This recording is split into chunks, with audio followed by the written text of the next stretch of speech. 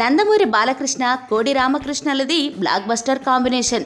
వీళ్ళిద్దరి కాంబినేషన్లో ఎన్నో సూపర్ హిట్లు వచ్చాయి. అయితే చివరిగా వీళ్ళిద్దరూ విక్రమసింహ అనే భారీ ప్రాజెక్టు కోసం కలిశారు. బాలయ్య ఫేవరెట్ బ్యానర్ భార్గవ్ ఆర్ట్స్లో ఈ సినిమా మొదలైంది. 60% షూటింగ్ కూడా పూర్తయింది. కానీ అనుకోకుండా ఆ సినిమా ఆగిపోయింది.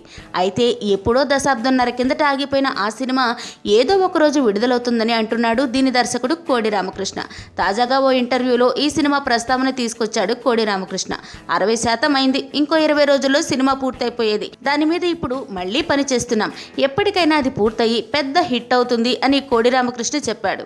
మరి మిగతా 40% షూటింగ్కి బాలయ్య ఒప్పుకుంటాడా? ఒకవేళ ఒప్పుకుంటే 10 సంవత్సరాల నాటి కథ ఇప్పటి ట్రెండ్కి సెట్ అవుతుందా అనే ప్రశ్నలు వినిపిస్తున్నాయి.